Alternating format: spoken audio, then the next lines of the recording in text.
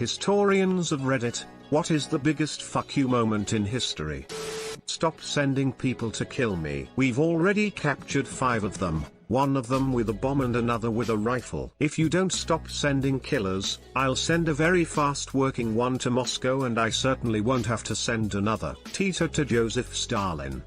The Battle of Alicia. Julius Caesar's attacking some Gauls in modern-day France, and they go hide in a castle on top of a hill. Caesar's army isn't big enough to take them all at once, and the Gauls have reinforcements coming, so a siege is impossible. So Caesar just builds a bigger castle around the one he's attacking.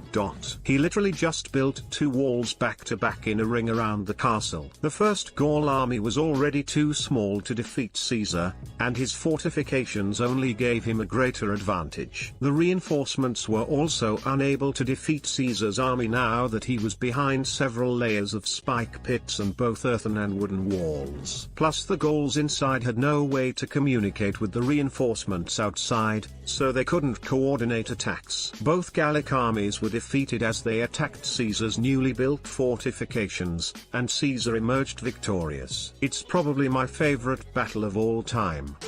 The construction and use of the Warwolf, supposedly the largest trebuchet ever built. When it was disassembled it would fill up 30 wagons. So anyways, King Edward I built this to siege a Scottish castle. But before it was even built, the Scottish people tried to surrender. To which Edward responded with a prompt no. In actuality he responded with, "You do not deserve any grace, but must surrender to my will." In other words, I built this trebuchet over 40 days and I am most definitely going to use it, and proceeded to use the trebuchet anyways.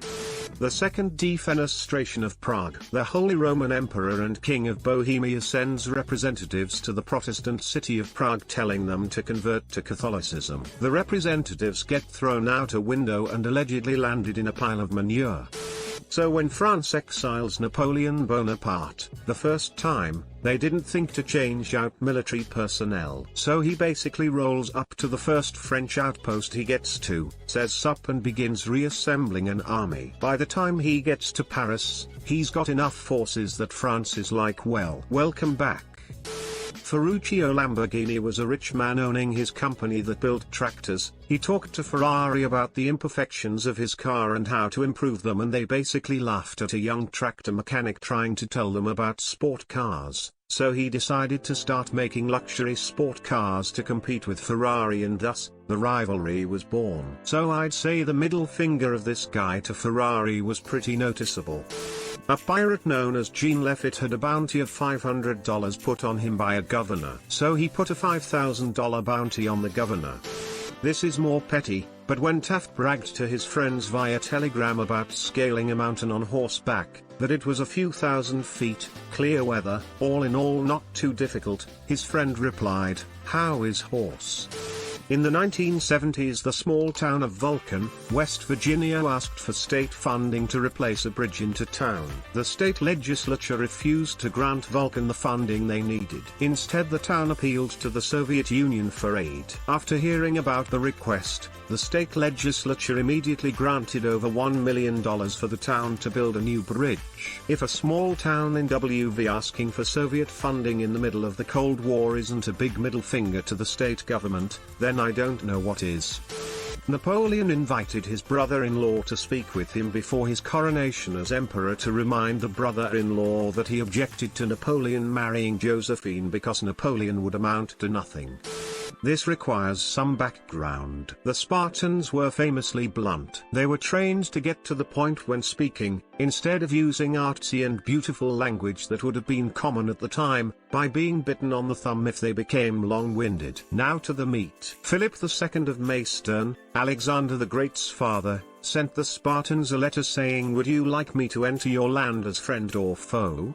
The Spartans responded with one word: neither. Philip was irate. He then sent another long-winded message: "If once I enter into your territories, I will destroy ye all, never to rise again." The Spartans then sent back one word: if. It was like putting your head in a lion's mouth, and I love it. Edit: I was typing in a car. Excuse the typos. French surrender in World War II.